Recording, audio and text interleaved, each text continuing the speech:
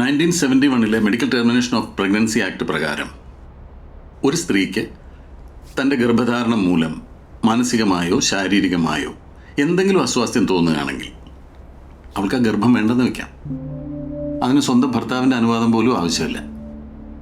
നമ്മുടെ നാട്ടിൽ പലർക്കും ഇതൊന്നും അറിയില്ലെന്ന് മാത്രം. ഡോക്ടർ പറഞ്ഞു വരുന്നത് ജീവൻ MBA പഠിച്ചിട്ടുണ്ടെന്നല്ലേ പറഞ്ഞത്? Sorry, I'm not being judgemental here.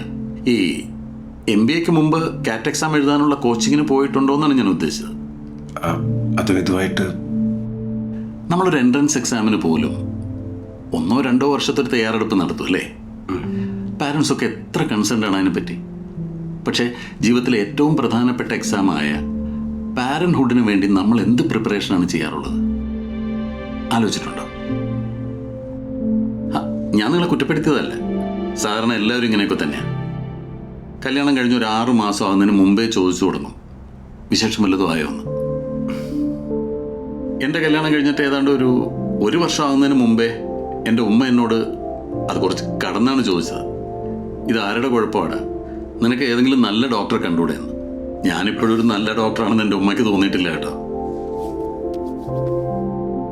ജീവൻ, ഒരുപാട് തയ്യാറെടുപ്പുകളും സാക്രിഫൈസും ഒക്കെ വേണ്ട ഒരു കാര്യമാണ് പാരന്റ്ഹുഡ്. കുറെ കാലം ആഗ്രഹിച്ച് കുഞ്ഞുങ്ങൾ ഉണ്ടാവുന്നവർക്ക് പോലും വീഴ്ചകൾ പറ്റാറുണ്ട്. അപ്പോൾ പിന്നെ ആക്സിഡൻ്റലായിട്ട് അച്ഛനോ അമ്മയോ ഒക്കെ ആവേണ്ടി വരുന്നവരുടെ കാര്യം ഒന്ന് ആലോചിച്ച് നോക്കൂ. ഈ ആക്സിഡൻ്റ് എന്ന വാക്ക് നമ്മുടെ ജീവിതത്തിൽ ഒരിക്കലും പോസിറ്റീവായിട്ട് ഉപയോഗിക്കുന്നൊരു വാക്കല്ല. ഇത് നിങ്ങളുടെ ജീവിതത്തിൽ സംഭവിച്ച ഒരു ആക്സിഡൻ്റാണ്. This is an accidental pregnancy. Sara ഒരു ഡയറക്ടറാണെന്നല്ലേ പറഞ്ഞത്? അതങ്ങനെ എല്ലാവരെ കൊണ്ടും പറ്റുന്ന പണിയൊന്നുമല്ല. അതിനൊരു കഴിവ് വേണം. അതിനേക്കാൾ എത്രയോ ഡിവൈനായിട്ടുള്ള കഴിവാണ് പാരന്റിങ്. അതും എല്ലാവരെ കൊണ്ടും പറ്റുന്ന പണിയല്ല.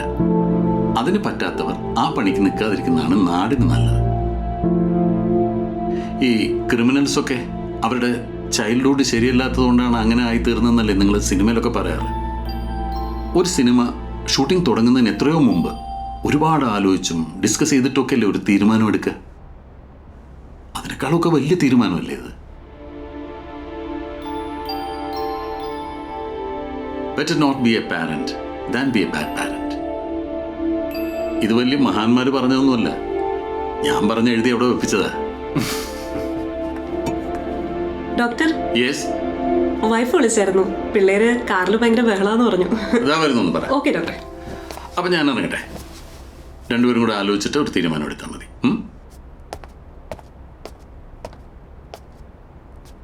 സാറാ, താൻ റെഡിയായി എന്ന് സ്വയം തോന്നുമ്പോൾ മതി. ഇതൊക്കെ തൻ്റെ ശരീരമാണ്. തീരുമാനവും തൻ്റേതായിരിക്കണം.